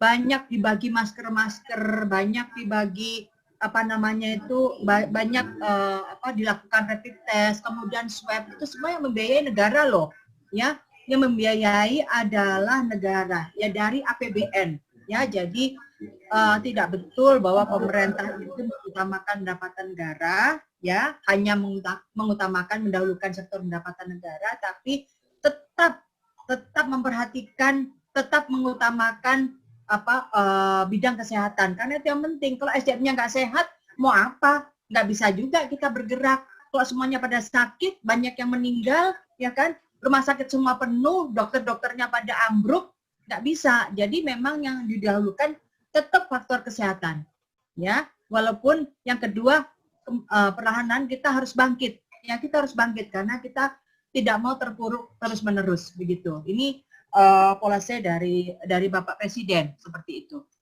Terusnya Bu Elsa. J, baik. Begitu ya Mbak Nur Aprilia. Baik, pertanyaan selanjutnya ini perempuan semua sepertinya yang bertanya. Ya, saya kira dia tadi mau nanya karirnya seperti apa. Ya mungkin sudah terinspirasi dari Ibu mungkin, dari materi. Iya, betul. Saya ke Mbak Sinta. Sekarang yang laki-laki nggak ada yang nanya. Yang laki ada nggak yang nanya, Belsa?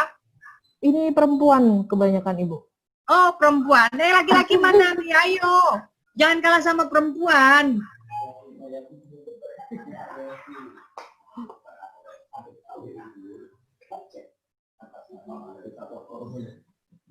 Mbak Sinta. Bu Elsa ini juga sedang S3 juga kan, Bu?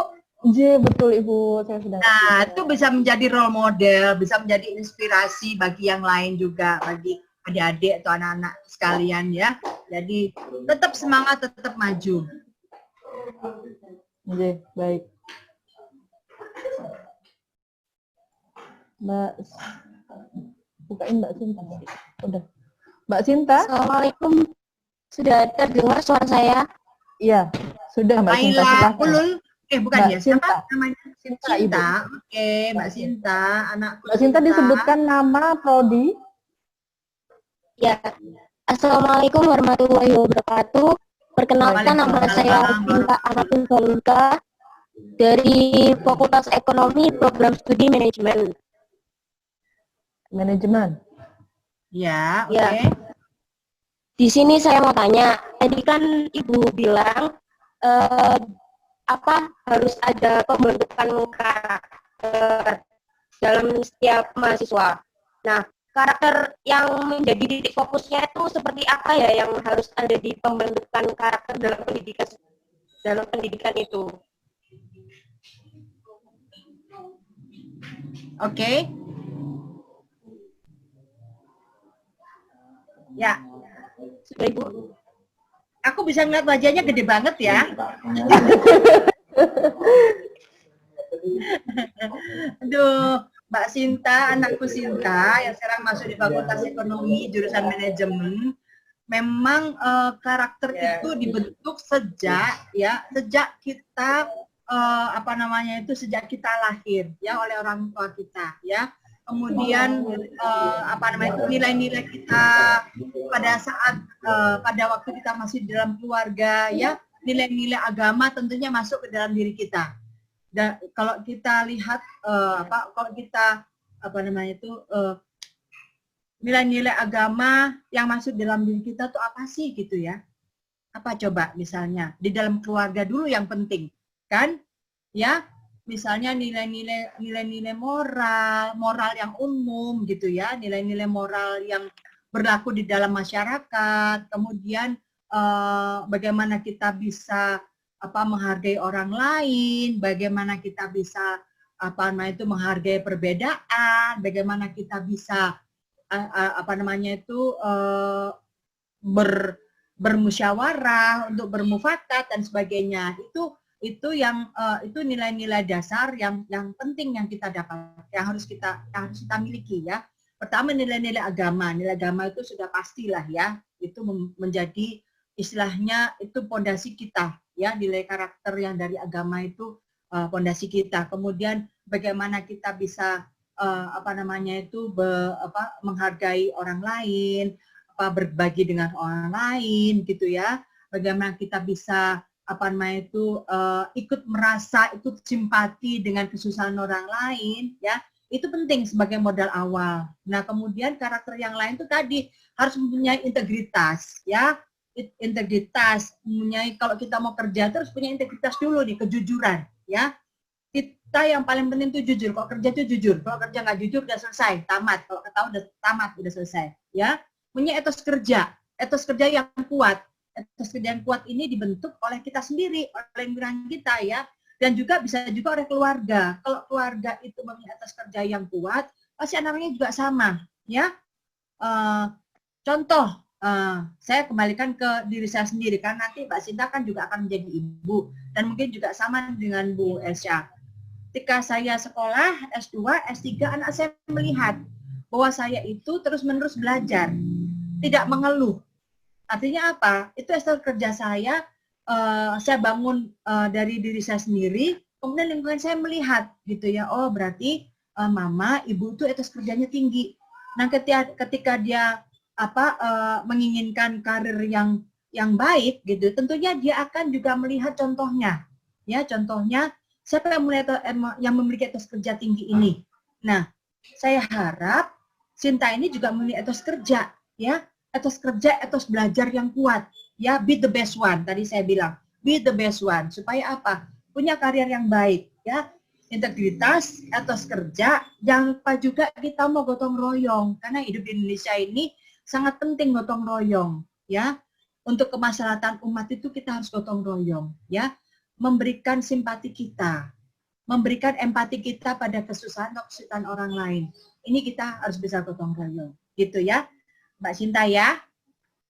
Ya. Semangat Bu, ya. Kalau boleh tahu apa? Iya, kalau boleh tahu etos kerja itu apa ya, Bu? Etos kerja, nanti cari aja. Cari di link. Ya, milenial harus tahu ya Bu, harus sudah bisa pakai HP-nya dengan baik gitu ya Bu. Cari sendiri, oke? Ya, itu ya Mbak Sinta ya. Terima kasih Bu. Baik, Terima kasih. kita berikan kesempatan. Mungkin ya. satu lagi mungkin ya Bu ya. Monggo silakan. Satu lagi saya cari. Yang laki-laki ada nggak sih Bu? Ini perempuan sepertinya. Mendominasi iya. Bu. Iya, silakan. Minder sama ibu. Enggak lah. Oh, saya kan ini bude-bude, saya ini bude-bude loh. Oh, ini ada ini, Wildan. Wildan, oke. Ayo mana yo Wildan, semangat Wildan. Sudah?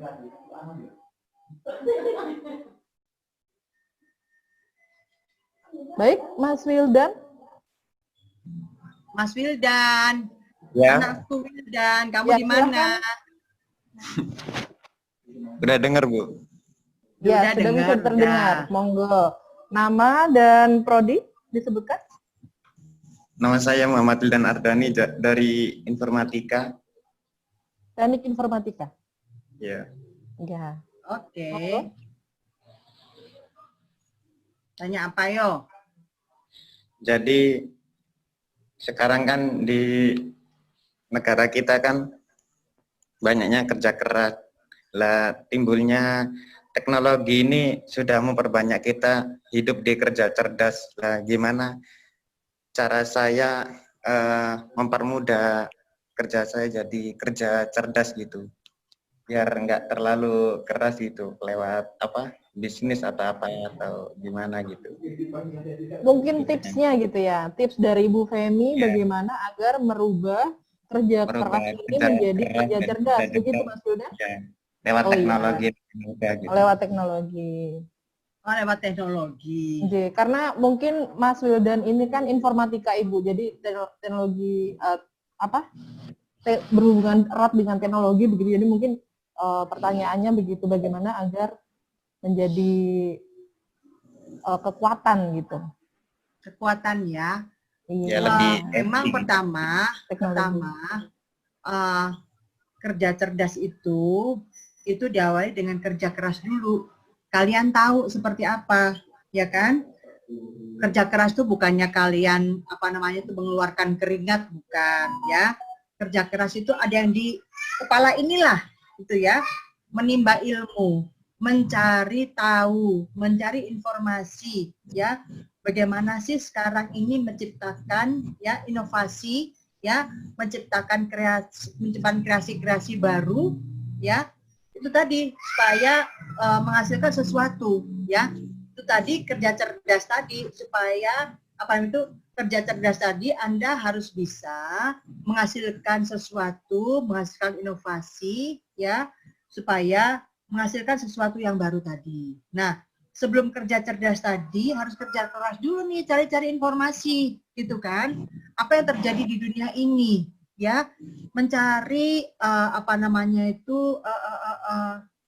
berbagai ilmu yang bisa mendukung kerja cerdas Anda tadi, gitu ya. Kalau Anda jurusan teknologi informatika tapi nggak bisa menghasilkan apa-apa, itu artinya Anda nggak kerja keras dan juga Anda nggak kerja cerdas. Gitu loh, ya. Intinya pertama, ya, jangan buru-buru. Jangan buru-buru kepengen kerja cerdas. Oke. Tapi kamu harus punya dasar-dasarnya dulu, modal-modalnya dulu nih. Apa modal-modalnya? Itu tadi, selain kalian mengikuti perkuliahan di bangku kuliah ini, carilah informasi sebanyak mungkin tuh mendukung kerja cerdas tadi, gitu ya. Kalau kerja cerdas tadi intinya Anda harus bisa menciptakan sesuatu, ya, menciptakan inovasi tadi. Nah, ini nggak bisa sekonyong-konyong jadi kerja cerdas, nggak bisa. Ada tahapannya kan. Itu tadi, kok kalian sudah tahu, oh ini yang terbaik melalui pemecahan masalah seperti ini. Oh ini seperti ini, saya dapat ilmu nih dari misalnya membuat suatu perangkat tertentu, perangkat ini kayaknya kok dari China ini seperti ini, kayaknya bisa nih saya bahkan bisa lebih baik gitu kan. Tapi itu dasarnya Wildani harus mencari tahu dulu gitu loh. Jadi jangan diam aja, jangan menunggu dosen memberikan memberikan informasi, memberikan pengetahuan, pemahaman, dan kemudian kalian menerima itu apa adanya, nggak bisa. Kalau kalian sudah tahu cara membuat atau memecahkan masalah secara kreatif, ya, pasti itu akan jadi kerja cerdasmu. Jadi jangan khawatir, kamu masih mahasiswa baru, ya kan, sambil mengikuti di bangku perkuliahan, kamu kan pegang gadget, kamu kan pegang laptop, ya, carilah ilmu sebanyak mungkin. Itu akan menjadi itu modal kamu untuk nanti kerja cerdas, begitu. Kerja cerdas itu nanti akan menghasilkan sesuatu di jurusan kamu, gitu. Ditunggu ya Wildan ya, ditunggu ya. Bisa bikin apa gitu loh nanti, ya, oke, sip. Ya, ya, baik, begitu Mas Wildan. Baik, terima kasih Bu Femi. Ini sudah 3 penanya. Tanya-tanya Wildan tanya-tanya ke Bu Elsa ini loh, gitu. Kan para dosen juga banyak yang keren-keren ini. tanya bagaimana kerja cerdas gitu kan. Kalau saya kan hanya ketemu kalian 1 jam ini saja, tapi dengan Bu Elsa, dengan para dosen, para wakil rektor kan ketemu sehari-hari gitu. Jadi silahkan menimba ilmu dari beliau-beliau ini yang ada di lingkungan kalian. Di TIS, di Filkom banyak dosen-dosen yang menginspirasi. Terima kasih sarannya Bu Femi. Ibu ini sudah 3 penanya, apa mau diteruskan tanya jawab atau sudah cukup saja begitu Ibu? Saya punya email, ya. Silahkan email saya Femi _. Silakan dicatat mahasiswa semua yang ingin bertanya ke Bu Femi. Ibu, emailnya Ibu. Saya punya email Femi _02@yahoo.com. Baik. Jadi nanti teman-teman yang ingin bertanya, yang belum tercover di CD bisa bertanya melalui email tersebut, begitu ya? Yang ingin memperoleh dorongan semangat, yang kepengen tanya sesuatu, silahkan ya, tanya sama Bude. Baik Ibu, mungkin kami akan saya simpulkan dari rangkaian materi berikut ini. Yang pertama adalah harus mengasah diri, begitu ya Ibu. Mahasiswa harus mengasah diri, harus meningkatkan kompetensi dari knowledge, skill, attitude, dan juga values begitu. Kemudian yang kedua, mahasiswa harus mencari tahu apa yang diinginkan gitu. Kenapa? Karena perlu adanya perencanaan untuk berkarir dimanapun. Seperti itu. Betul. Kemudian yang ketiga adalah jangan putus kuliah, begitu ya Bu. Organisasi itu penting, tapi kuliah itu juga penting. Penting sekali. Penting sekali. Baik. Jangan sampai jadi kelompok NE itu tadi, not in school, not in training. Baik Ibu Femi. Terima kasih untuk materi yang telah diberikan. Terima kasih untuk ilmu yang telah diberikan. Semoga semuanya bisa mengambil hikmah, bisa mengambil manfaat dari webinar pengelolaan karir mahasiswa kali ini. Amin. Baik, tiba di penutupan. Monggo untuk Bu Elsa, baik. Ada foto bersama nggak ya? Foto bersama sudah diambil oleh tim Ibu. Oke, nanti saya dikirimin ya. Oh baik, akan kami kirimkan. Baik Ibu, monggo untuk closing statement di penutupan kali ini. Mahasiswa baru sekalian, kalian ini adalah harapan kami semua, harapan para orang tua. Oleh karena itu kalian belajarlah ya, kesempatan ini adalah kesempatan yang baik dan terbaik di hidup kalian semua. Kemudian saling berkoneksi dengan yang lain. Jangan lupa juga menimba ilmu dari para dosen, walaupun bukan dosennya sendiri, tapi semua para dosen itu adalah sumber dari ilmu, ya. Kemudian itu tadi, capailah karirmu dengan sebaik mungkin, dengan mempersiapkan diri, dan jangan sampai putus kuliah. Ya, ikutlah training-training, pelatihan untuk memperkaya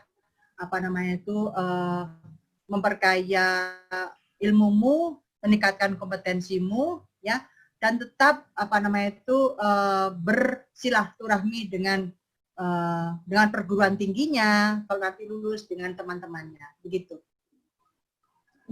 Baik, terima kasih Ibu Femi, teman-teman mahasiswa sekalian. Kita tiba di akhir acara.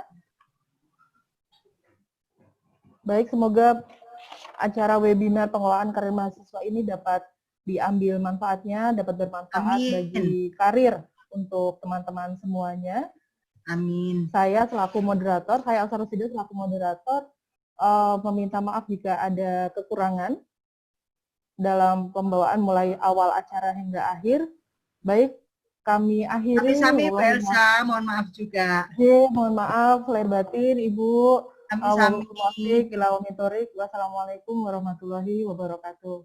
Waalaikumsalam warahmatullahi wabarakatuh. Terima kasih. Salam hormat untuk semua pimpinan di Unusida. J, baik. Boleh lift ya, Bu? J, monggo Ibu.